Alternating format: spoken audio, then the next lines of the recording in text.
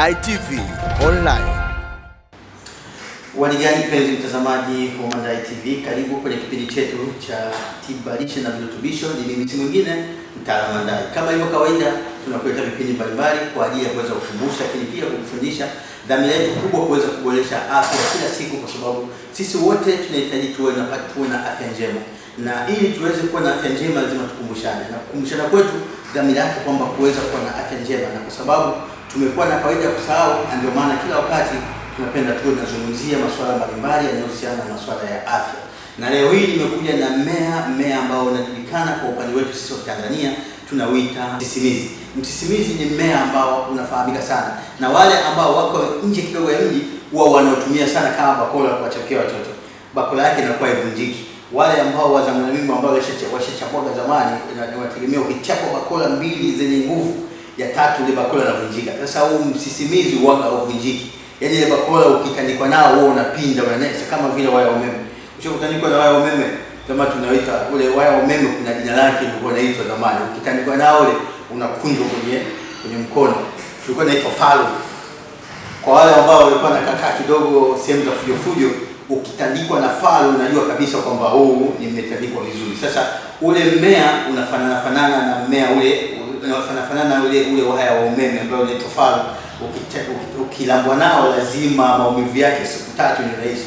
Sasa msisimizi una sifa kubwa sana kwenye swala zima kuweza kupambana na changamoto mbalimbali, na bahati nzuri kwamba wanasayansi pia wameweza kuchambua vizuri na wameweza kuona namna gani ambao una uwezo mkubwa kuweza kuondoa changamoto ambazo zinakumba wanadamu. Na wanasayansi kisayansi unatambulika mmea kama Antidesma, mmea ambao unajulikana kwa Antidesma.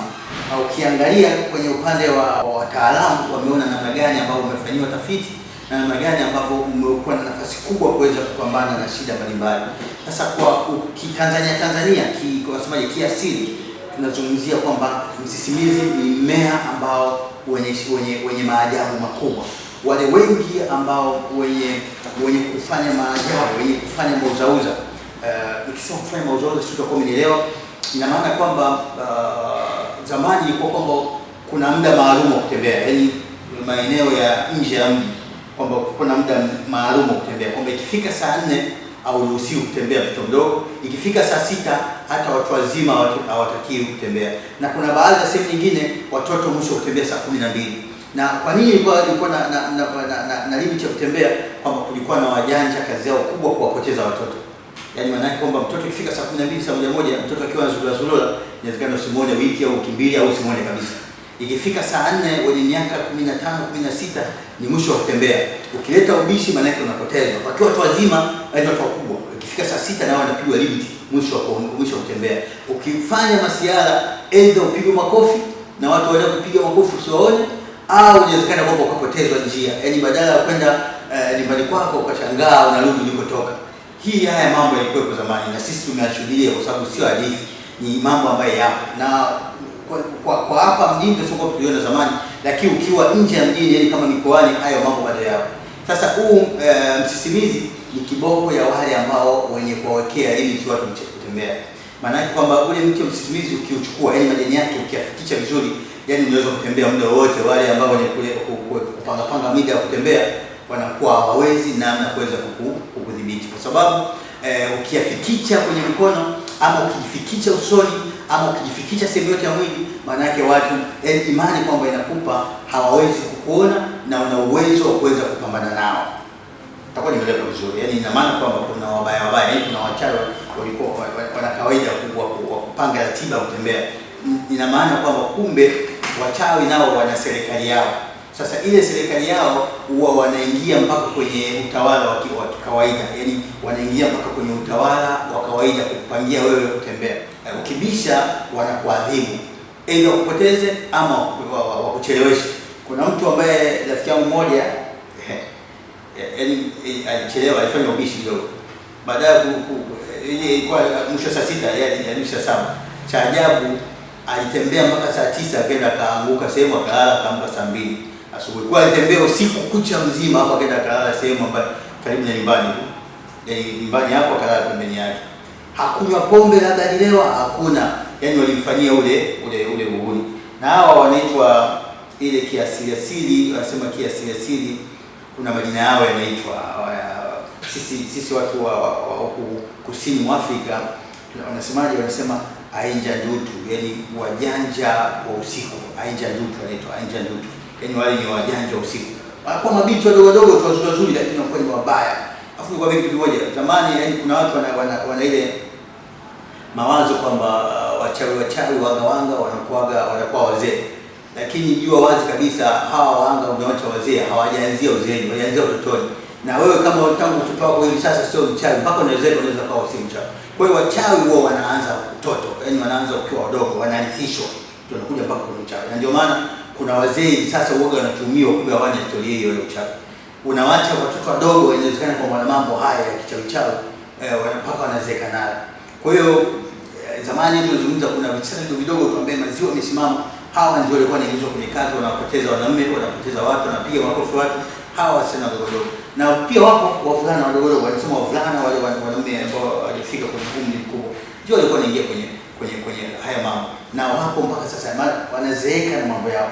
Sasa wanakomeshwa na huu mmea ambao tunauita msisimizi. Na wenzetu wanasayansi wanauita Artemisia. Hayo wanaitwa antidesma ambao ni mmea ambao wa maajabu. Kwa hiyo aidha unaweza kuchukua majani ukapaka au unaweza ukatwanga alafu maji yake ukanao usoni. Na ukitwanga maji yake ukinao usoni, wanasema sisi kawaida ambayo macho yetu ya nazi, macho ya nazi unajua, macho ya nazi ni matatu kuona hayaoni. Yaani nazi kuna macho matatu lakini yote hayaoni. Kwa hiyo ukiambiwa ni kuna macho matatu ya nazi, maana yake hauoni mambo ambayo yasioonekana. Sasa wazee ilikuwa kwamba ukitaka kuona mambo ambayo yamejificha, unajua kuna watu wengine wanaweza kuwa wanafanya biashara wanauza maharage lakini kumbe wanauza mavi ya mbuzi. Wapo hiyo ni sampulio. Au kuna wengine wanauza supu lakini kumbe wanauza vitu tu vya ajabu ajabu. Huwezi kuona kwenye macho ya kawaida. Sasa huu mmea ukitwanga maji yake, ukitwanga majani yake yale afu ukapata yale maji yake kinao usoni, unaona vitu ambavyo vilivyojificha. Kwa hiyo unaweza kumwona mtu hataki kuuchi, unaona kwamba anatembea kavaa nguo kumbe yuko uchi. Kwa hiyo unaweza kumwona mtu ambaye anatembea kimuuza. Lakini vile vile hata wale ambao wenye chumolete, yani kuna wazee kazi yao kubwa kuchukua seti ndogo ndogo kwenye maduka ya watu. Haya mambo yapo. Mtu unamwona kwamba hafanyi kazi yoyote lakini yuko smart na anaishi wala hana shida yoyote. Kazi yake kuchukua hela tu kwenye maduka. Yaani anakuja shilingi 100 kurudisha change, yaani anakuja shilingi kufanya anakuwa nini hela ya noti kama shilingi 1000. Shilingi 1000 si na noti, shilingi 1000 unachukua shilingi 1000 au 2000. Unakwenda dukani unanunua kitu cha shilingi 300, anarudisha shilingi 1700. Sasa ile inakuwa shilingi 1700, anakurudishia shilingi 17000. Kwa hiyo anachokifanya yeye anafanya madukani, anazunguka madukani maneno matano na laki yake anakaa wiki nzima anakula. Kwa hiyo maisha yake yanakuwa ni sasa. Ukichukua huu mzima ukinao usoni, yule mzee akija na hela yake ile fake yenye hela yake kimauzauza unaiona, na change yule unamrudishia sahihi. Yaani au funikwi macho. Manake unachukua shilingi 10,000 na shilingi 5,000 na shilingi 2,000, unahisi kwamba umerudisha shilingi 17,000, unarudisha shilingi 1,700 kwa kuisi ametoa shilingi 2,000, si ndio maana yake? Lakini unamrudisha shilingi 17,000. Cha ajabu hii inakuja kujaje? Yaani maana yake utakayechukua shilingi 1,000 kumbe unatoa shilingi 10,000. Ukichukua shilingi inawezekana sasa kuna hii ya noti shilingi 500 noti. Unaweza ukachukua shilingi 500, yaani kwa kuwa akili yako imefungwa, unachukua shilingi 500 kumbe unachukua shilingi 5,000. Unachukua shilingi 200 zile kumbe unachukua shilingi 2,000. Kwa hiyo 200 unaweza kuchukua hata shilingi 500 zile 4 yaani muda ule akili ilikuwa imefungwa mpaka baadaye kama wale wezi wale. Kuna zamani, sasa hivi tunafika sana darasa, lakini kulikuwa na wezi zamani kwamba wanaweza kusuluhisha njiani afu wakwambia hebu fanya funika jifute usoni. Ukijifunika usoni unakuwa zezeta. Alafu anakufanya wanavyotaka wao. Yaani unatoa hela zote mwenyewe bila mwenyewe kujijua. Yaani wanakufanya zezeta kisekunde. Kwa hiyo hata ule mzee anakwenda dukani kwenda kuchukua hizo hela maana yake za chuma ulete, anakufanya zezeta kwa muda. Na sasa hivi kwa kuwa kuna hali ngumu, zamani kwa ni wazee. Sasa hata vijana wapo ambao wanachuma ulete. Na ndio maana wanahangaika sana. Wapo wale vijana ambao hawafanyi kazi yote lakini maisha yanakwenda wanadili na mambo ya chuma. Sasa ukichukua huu Msisimizi ukiwa unanao solid kama kwenye biashara yako, hakuna bumbuazi yote itakaye kupata. Yaani hakuna kufunika kizembezembe. Vile atakavyofanya mbaya wote kwa naona. Tunaachana na huko. Dhamira kubwa tunataka tukueleze yale majani yake. Yale majani yake kwa sababu yamefanywa tafiti na wanasayansi mbalimbali, yale majani yake ni mjarabu sana kwenda kuondoa shida ya gesi, lakini pia ni mjarabu sana kwenda kuondoa matatizo ya kama vile kaswende, gonorrhea, maambukizi ya haya maambukizi sasa hayazungumzi sana kwa sababu ni maambukizi ya siri. Na mtu anapopata ni vigumu sana kumwambia mtu kwamba ana kaswende au ana gono. Cha msingi tu kwamba atakachokifanya ni kwenda kufanya matibabu ya haraka. Lakini kuna wengine wanapata matibabu lakini hawaponi, wanakaa na ile tatizo sugu. Huu mmea mizizi yake ukitumia unaondoa kaswende, inaondoa gonorrhea, inaondoa matatizo yote yanayohusiana na mambo ya kuambukizwa. Kwa hiyo wewe ambaye inawezekana hautaki kwenda hospitali kwa sababu tu unaona aibu kwenda kuzungumza kwamba una gono, chukua huu mmea msisimizi. Chukua mizizi yake, chemsha, unakunywa, ama chukua majani yake ya ponde, kamua, kunywa, utaona maajabu makubwa. Kwa sababu kitu cha kwanza, hebu angalia ule mmea chukua na ajabu. Yale majani kiponda, ukinywa ile juice yake, ukinywa utakojoa mkojo mara kwa mara. Kwa nini unakojoa mara kwa mara? Hapo una tatizo lolote. Kwa nini? Inasafisha ile kibofu cha mkojo na inaondoa bakteria wote. Kwa hiyo kama wewe mwenye shida, inaenda kuondoa hata wale bakteria ambao wanakuwa ngumu sana kufa. Lakini kupitia huu mmea lazima wadisapie. Lakini vile vile ina msaada mkubwa kwa kina mama ambao wanapromosha mimba. Kina mama wengi wanabeba mimba miezi 3 inaharibika, miezi 2 inaharibika, miezi 3, miezi 4 inaharibika, ama inafika mpaka karibu na kujifungua inakuja inaharibika.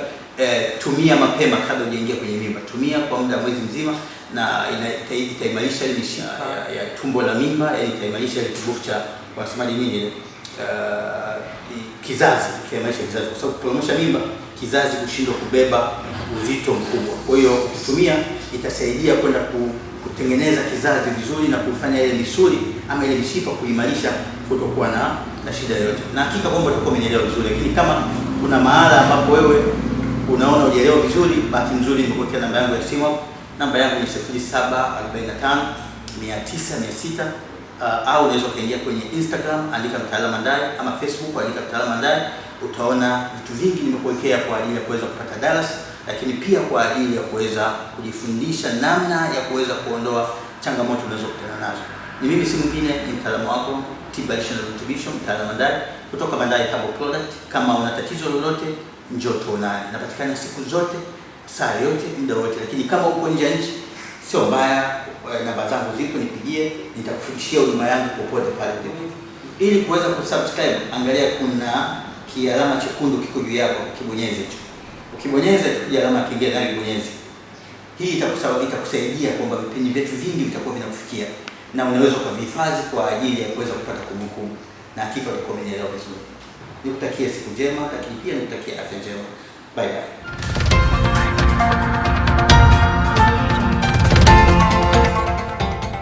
Mandai TV Online. Usisahau kusubscribe, like na kucomment.